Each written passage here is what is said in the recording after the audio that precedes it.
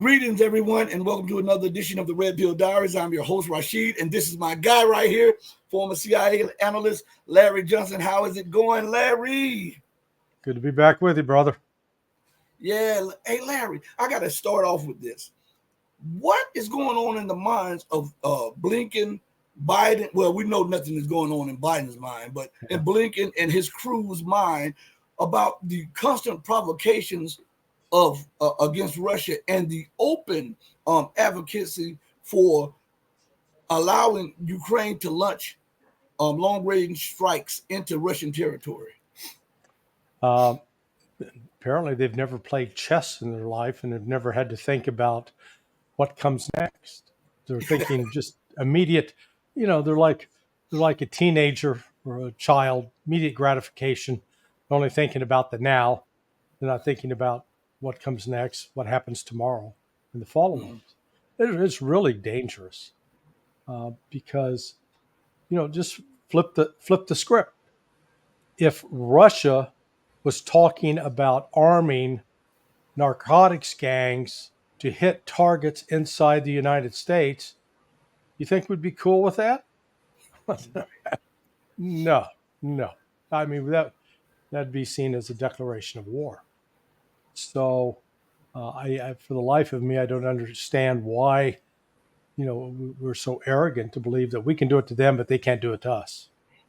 And that's exactly what's going to happen. That's the danger here. Mhm. Right now, Ukraine can't.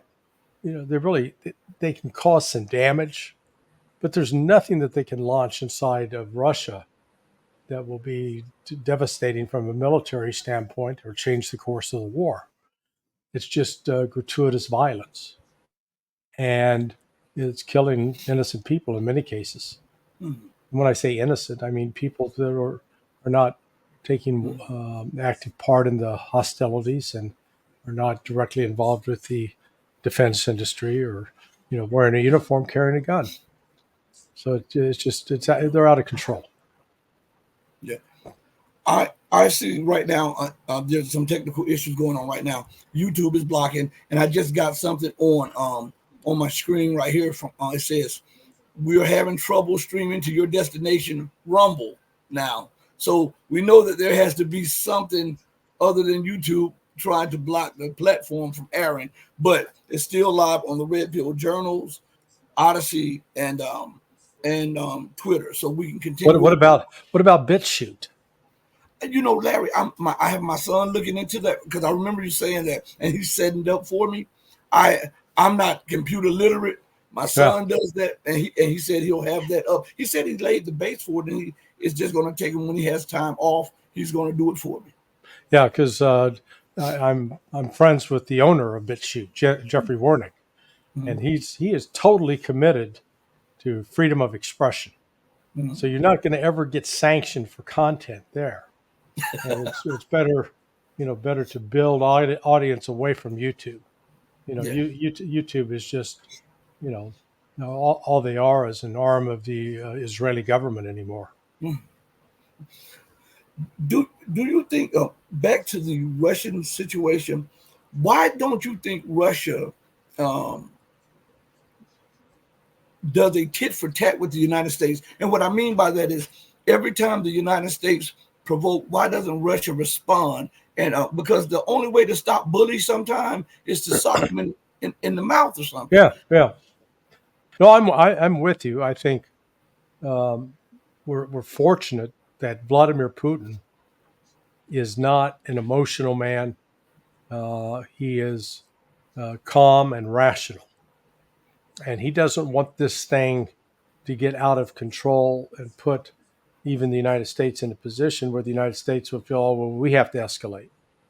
Mm. Um, I think it's only a matter of time before the Russians start shooting down our predators and other intelligence, surveillance, reconnaissance aircraft that are collecting data and then passing that data to Ukraine that's being used to attack Russian targets. The Russians have been pretty patient about that up to this point, but there will come a point where that patience will end. Uh, the United States, we act like we're all powerful with unlimited resources, with superb military equipment that's unparalleled in the world. And it's all just self-deception. You know, we're we're like this, the guy that weighs 325 pounds and is, 5'6", a watermelon with feet.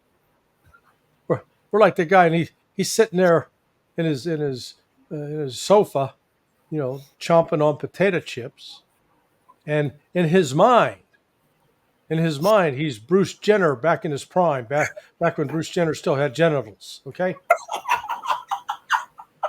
so that he sees himself as this svelte athlete who can do the decathlon and run faster, jump higher. But then comes time, man, he can barely get out of that couch to get to the bathroom, Mhm. and that's sort of what we've become. And people say, "Well, how could you say that?" Well, we're spending $100 million a pop for a bunch of F-35 jets. So Wow. do the math on that. 10 of those babies are $1 billion. Okay, and so if 10 if 10 gets you $1 billion, uh, then 100 gets you 10 billion. All of a sudden, you're talking real money here, and yet only 29% of those planes can fly at any given time and be operationally capable to conduct combat operations. But Mhm. you know, if you bought an automobile from Ford or Chevy or Jeep Chrysler, and it spent 71% of its time in the shop, there's a thing called lemon laws. You get to go get your money back. Yeah. As taxpayers, though, we don't. Where are we going to go to get our money back? It's Yeah. uh, it's being invested in Lamborghinis, Ferraris, and expensive properties in Northern Virginia. Well, Larry, when we're talking about the makeup of the U.S. government and their insane policies, don't you think, with the debt burden that's on the American people and the American government, that it would be wiser for them to make more friends around the world to continue on this dollar escapade than to always provoke, stoke, Yeah, and then demonize nations around the world? Because these very nations that you're trying to surround with your military, the very nations that you're trying to provoke, are the ones that you rely on to buy your debt. To me, that is like a crack dealer um, smoking his own crack and believing that nobody on the outside knows that he is now smoking his own crack. yeah, or taking the crack and lacing it with fentanyl so you kill your users. Yeah. Where'd all those customers go? Oh, they're dead. That's right. Yeah, yeah. I mean, hey, your mom and my mom both taught us growing up. It's better off to make friends than to go out each day saying, "Who can I piss off today?" You know, who who can I alienate and make angry with me? That's what the U.S. policy is. Is Mhm. you we're gonna yell at you like some drunk mother-in-law, and then if you don't do what we say, we're going to turn around and tell you, sanction you. We're going to hurt you economically. We're going to hurt you, and then if that doesn't work, we'll hurt you physically. We'll go to war with you. Yeah. But compromise, diplomacy, get that. Well, I was looking earlier. Um, it's like when we're talking about the provoking of other nations, the provocations of other nations. I saw that America is stating that the nations around the world are wrong for recognizing a Palestinian state or accepting it fully into the United Nations.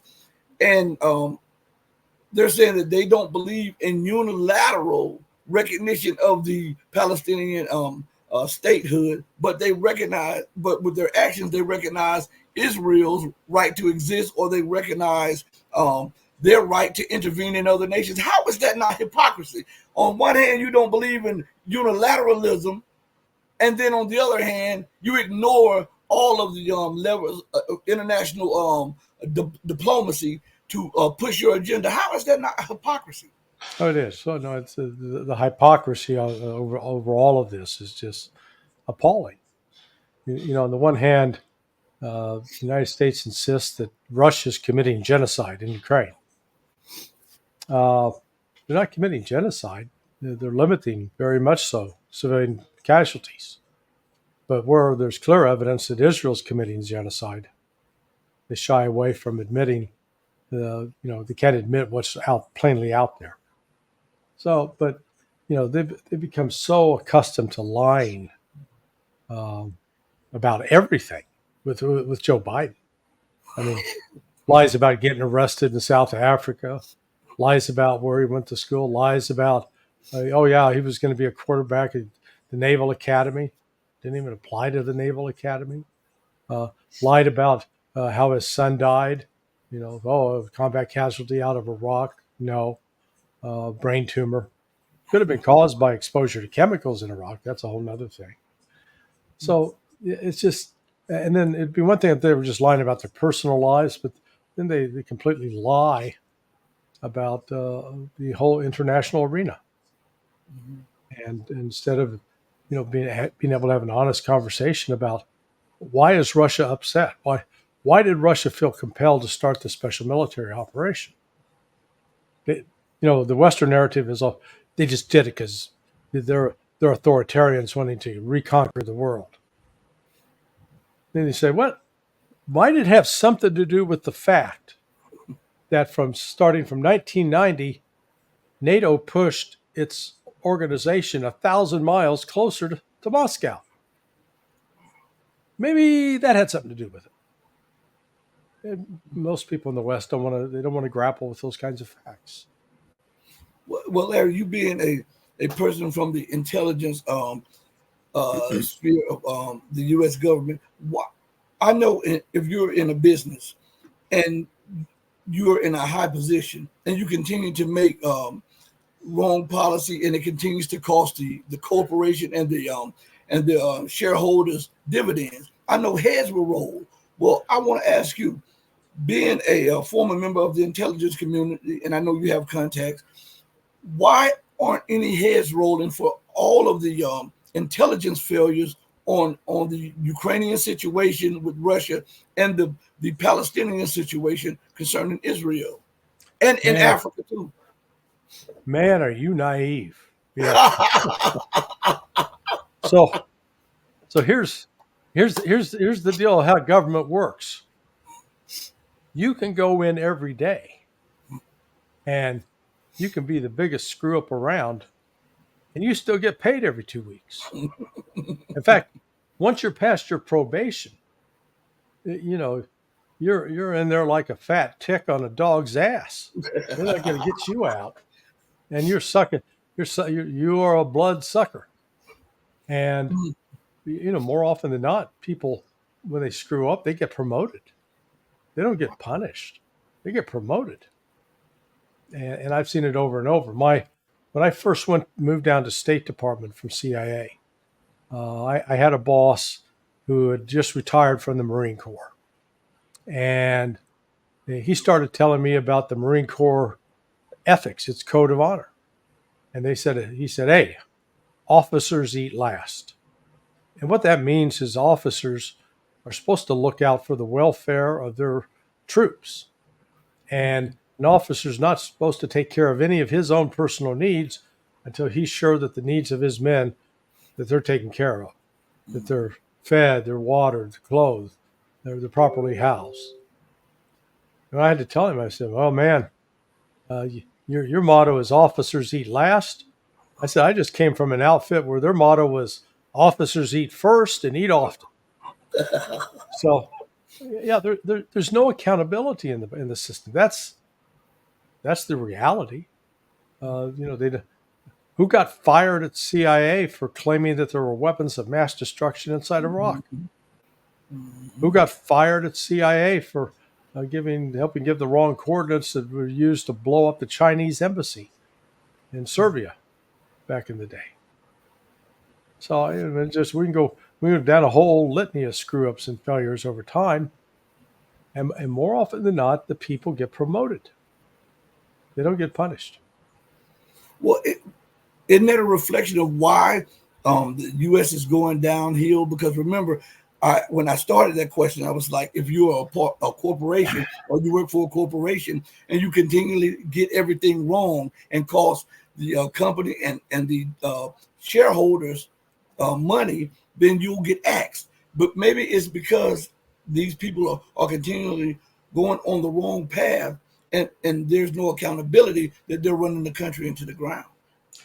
Well, you've seen even in the private sector, they've not had accountability. They some of these people screw up, they get out with a golden parachute. Yeah. You know, too bad it's not a real gold parachute and they weren't pushed out of a plane. Because if it was a gold parachute and they're falling out of a plane, they're going to crash into the ground, and you don't have to worry about them anymore. But Mm, no, they screw up. I mean, look at what's happened to the people that ran Boeing. Good yeah. God, Yeah. they have destroyed a brand. I know people now that actually, when they're making a trip, if they see that they're flying on Boeing, man, they're looking for another airline. They want to go Airbus or something, anything but Boeing. And Boeing had a stranglehold on the air on air travel for a long Yeah, time. yeah, yeah. Man, that shows you that the country, everything that America once dominated in, she's losing her grip on those different areas.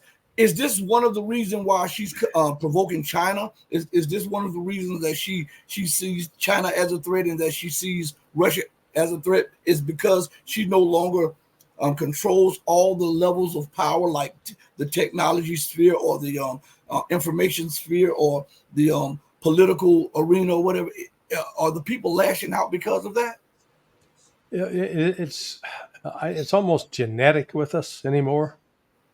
Um, we've convinced ourselves that we're the most important, smartest country in the world.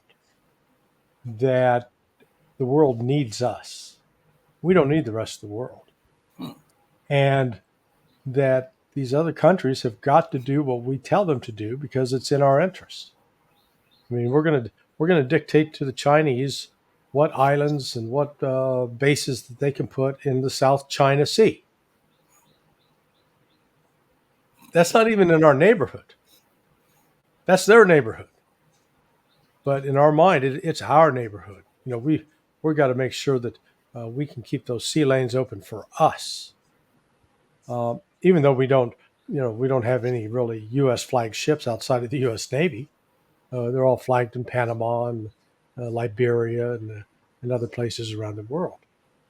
Um, and we're trying, we are genuinely trying to provoke a fight with China at the same time that we cannot handle Russia and what's going on in the Middle East with the Houthis and with Iran. We can't handle it. But we've got that attention span of the 3-year-old kid with a plastic hammer.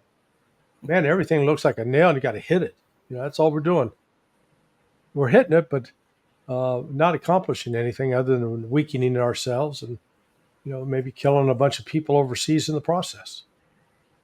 Do you, I was just thinking as you were talking about um, these threats of allowing Ukraine to launch airstrikes or missile strikes into Russian territory, which would be a casus belli for a declaration of war for Russia against the U.S. or NATO.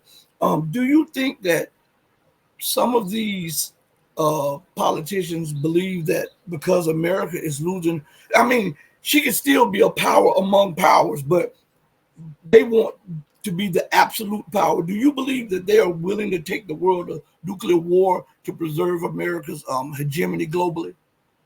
Well, if it was put to them in those kinds of stark terms, I think a majority would probably say no. But there's enough of a vocal minority that would say, "Oh, absolutely." And the problem we have is the politicians.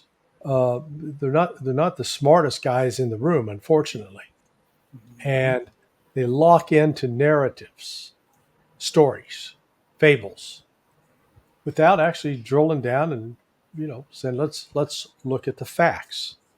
Do facts matter? And I've been using the example of you got almost every prominent politician in America refers to Hamas is this terrible terrorist organization. Okay, what's your basis for calling them a, quote, terrorist organization? Well, what they did on October 7th. Well, okay, what they did on October 7th was a military attack. It was not, they attacked military targets. They also attacked civilian targets, and the purpose in the attacking those was to capture people, to use as bargaining chips, because Israel's been out rounding up thousands of Palestinians, including children, and submitting them to torture, to sleep deprivation, inadequate food, and holding them without charges. They're just picking them and holding them because they can. Sort of like the United States with guys at Guantanamo. We'll violate the law there. It is, when you look at the actual numbers for Hamas, the total terrorist attacks, I've now got the solid numbers. A friend of mine reads my blog at sonar21.com. Awesome blog. Put together an incredible spreadsheet. And it turns out that from September 27th of 2000 until April 26th of 2024, so it's almost 24 years, there were a grand total of 594 acts of violence, which the Israelis classify as terrorism, by Palestinians against Israelis. Now, of that 594 incidents, fewer than 100 were attributed to Hamas. So about 16% of the terrorist attacks are linked to Hamas. Well, excuse me, that's not even one per year, for starters. And then when you look at the casualties, 1,552 died in that period. Again, over 24 years. Look at that's the murder rate in Chicago for 1 year. Okay? Or maybe Washington, D.C. or New York City. I mean, it's a terrible number for those that lose a loved one. But in the overall scheme of things, over 24 years, you're not talking a lot. And then when you really dig into the data, you find out that, the majority of the incidents took place between 2000 and 2005 when what's called the Second Intifada. And then after that, what you're looking at are isolated attacks with guns, knives, vehicle rammings. The last suicide bombing in Israel took place in 2007. That's 17 years ago, by any of these groups, Palestinian groups. Now, may have fallen off because of Israeli security measures, but I think another element in there is Hamas made a decision that, hey, this suicide bombing is counterproductive. We're not accomplishing anything with this. And yet, politicians refer, Hamas is this terrible terrorist organization. Well, what's your criteria for terrible? If you kill more than 500 people, does that make you a violent terrorist organization? Then, by God, we better start declaring these organizations in New York and Philadelphia and Oakland and Los Angeles and Atlanta, because they're killing people right and left. I mean, in Chicago over the weekend, they had over 31 shootings. Hell, we never had that many shootings in Iraq during the war. And of that, about five were killed, including some 5-year-old girl. So, I mean, but, we don't care because it's largely black people. So, who gives a shit about them, man? Just let them kill each other, right? I mean, that's the attitude. That's how it's handled. It's just, as long as we don't report on it, as long as we don't talk about it, it's not real. But Israel, oh my God, Israel's facing this horrific terrorist threat. And then you step back and look at the actual body count. For every Israeli killed by a Palestinian. And the Palestinians aren't killing the Israelis because they say, we hate Jews.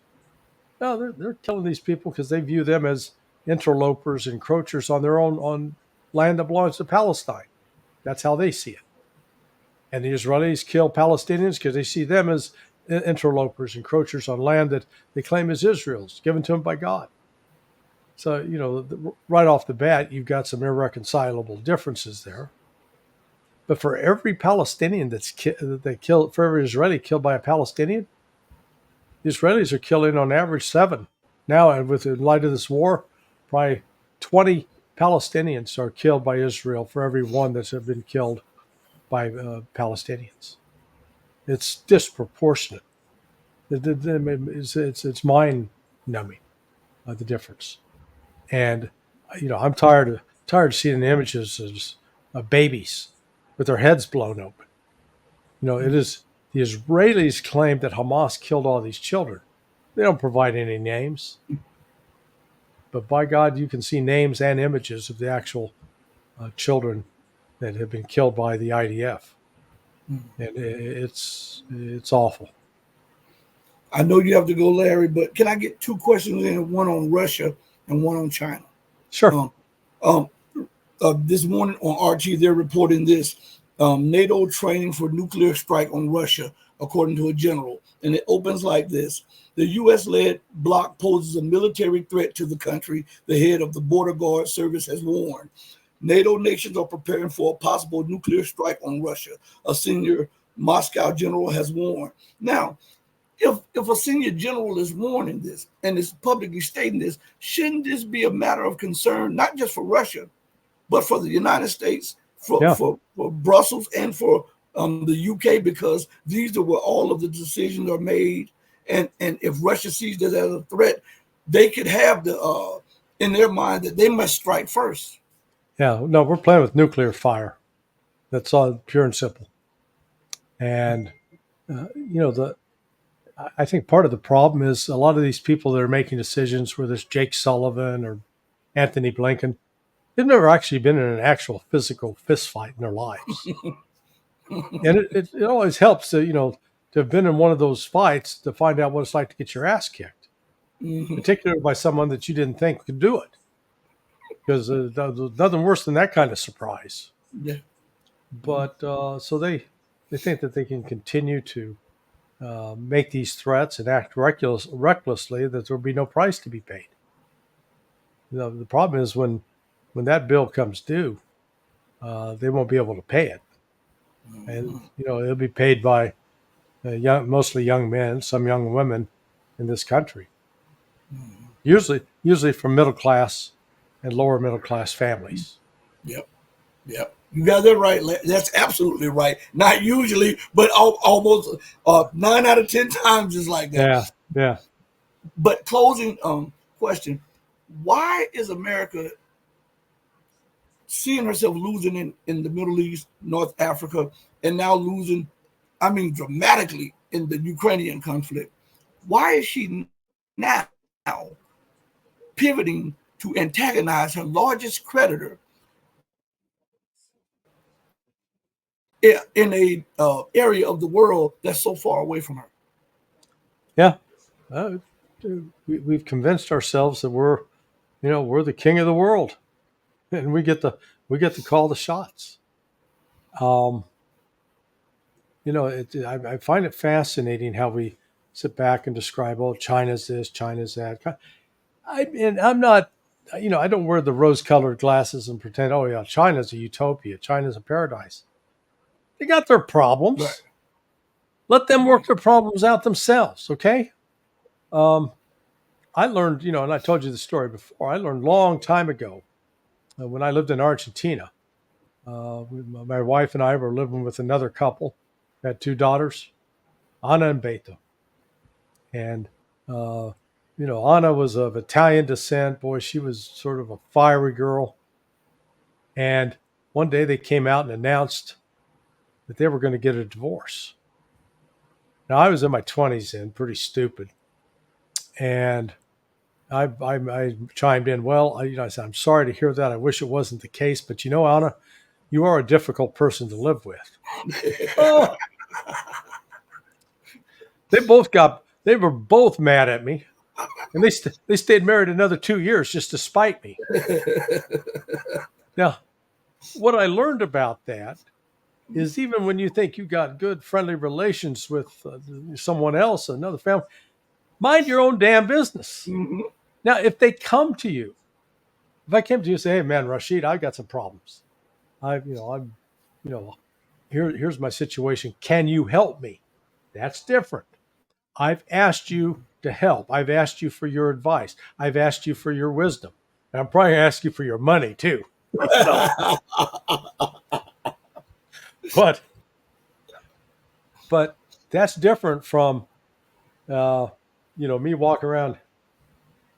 Rashid, I think you ought to take that baseball cap off. I don't like that. And the glasses, yeah, lose those too. I don't really think you know what you're doing. And stop laughing so much. You'd go, I'm never inviting him back. He's obnoxious. The United States is doing that, only doing worse. Here's China saying, "Hey, you see our new baby?" And we go, "Man, that's the ugliest damn baby I've ever seen." You know, don't call their baby ugly.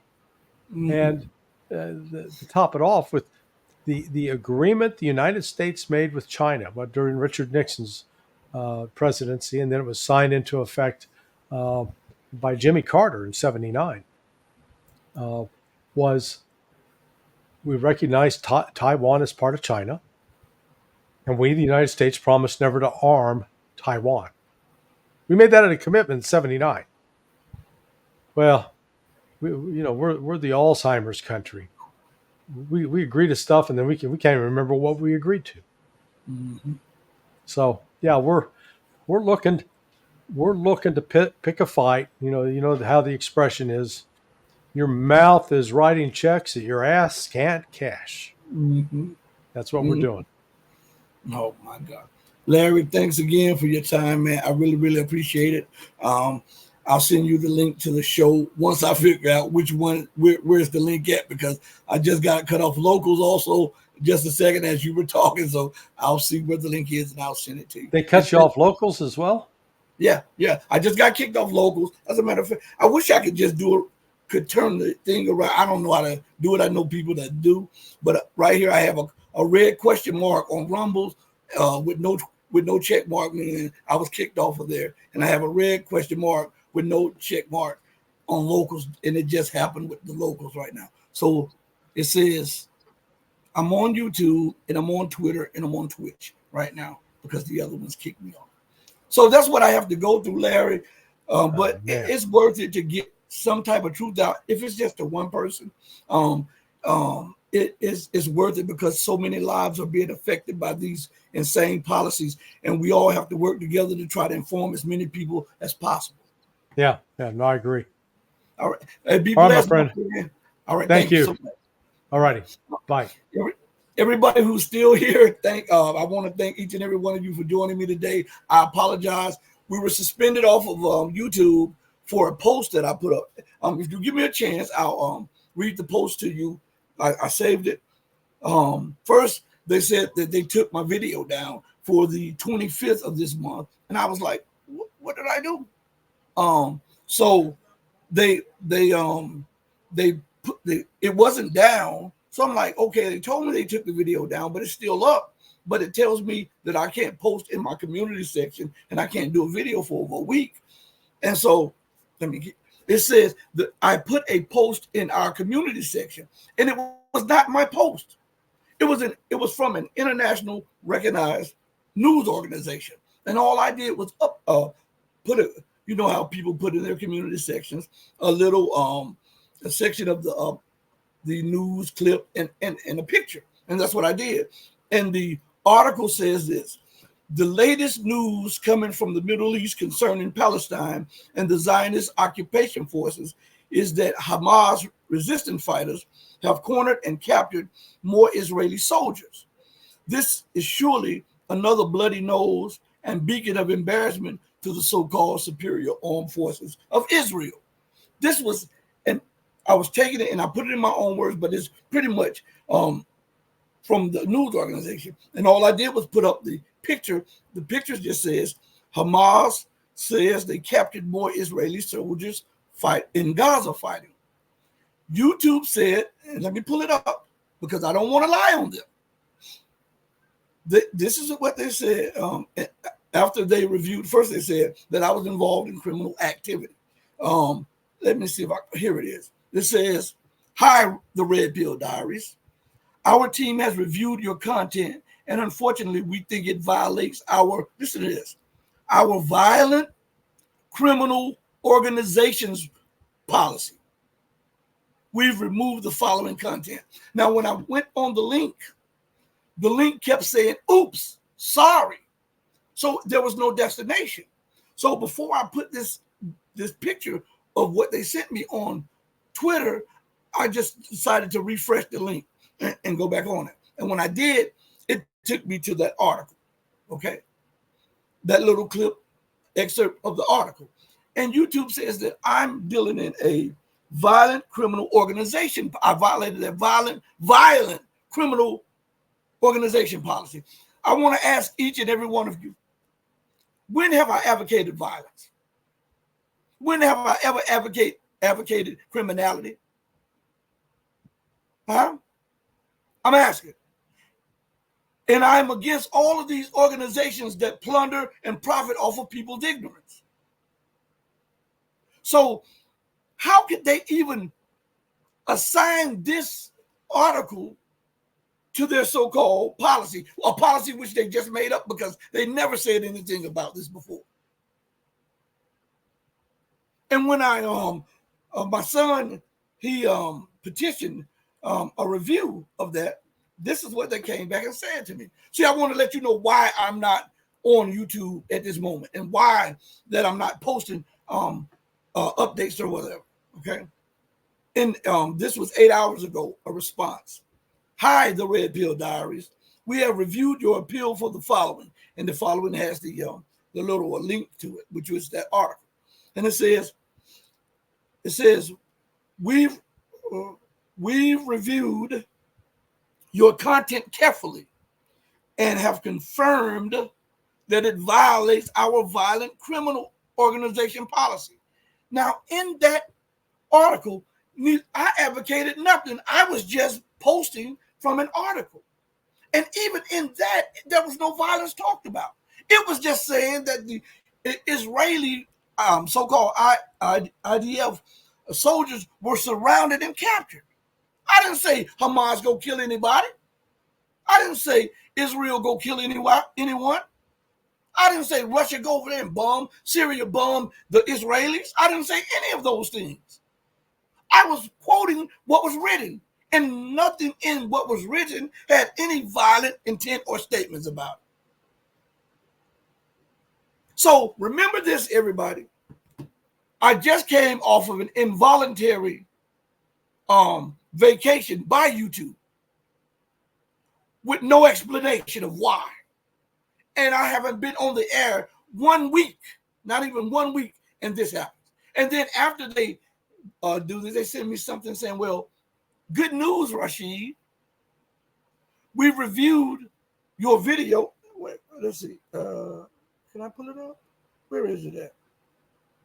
On here somewhere it says, "Good news, Rashid. We reviewed your video, the video that they banned and said that it was violent. And we found that it has no copyright infringements on it." So in the midst of them violating me in such a way, in the midst of them throwing up all of these trumped up charges, I would say, against me and suspending me, they say, "Oh, the video that we took down a week and a half ago, the video that we demonetized and we gave you a warning over and a strike over, we now have good news that we're taking that away." They're taking it away as they're giving me another strike and another warning. You can't make this up. You tell me where what I said to you all, was anything worse than what you hear on YouTube right now. And if it wasn't, why are they singling me out constantly? Huh? It's absolutely insane. But listen, I want to thank each and every one of you for joining me on this platform for truth. In the show today, we're going to try to find out which platforms were stopped. I see 2 that had the links broken. We're going to post the video up. on those links shortly if they were taken down. Okay, so don't worry. Those of you who are listening on Twitch, Twitter, the Red Pill Journals, and it still says you can listen on the Red Pill Diaries. I don't know, but it says that up there. Thank you all for joining me. Sometimes I'm frustrated over this foolishness, and I know that they are. And it seems like they have really tripled down against me since I declined their offer to join their Illuminati team. That's what it's about. They offered, and I immediately declined it and told them where they could take that. If it wasn't them, it was someone acting like them. Then, and I keep records, got the pictorial proof of it, the audio proof of it, and they have been trying to discredit me and destroy the show since then. But you cannot destroy what God has ordained, and the truth will always win out against falsehood. It may take a little time, but the eventual working out of the truth is victory. On that note, thank you all for joining me on the most powerful platform for truth, bar none, anywhere on God's green earth. This is your platform for education, elevation, and edification. This is the Red Pill Diaries, and I'm your host, your friend, and your brother, Rashid. Know that I love each and every one of you if you love truth, but know that the truth and the love that God has for you will always make what I have for you pale in comparison. So until we next speak again, stay strong, stay true, but above all things, stay righteous. I love you all. Hey, mama, your baby boy loves you more than life. Deuces, everybody. I'm out of here.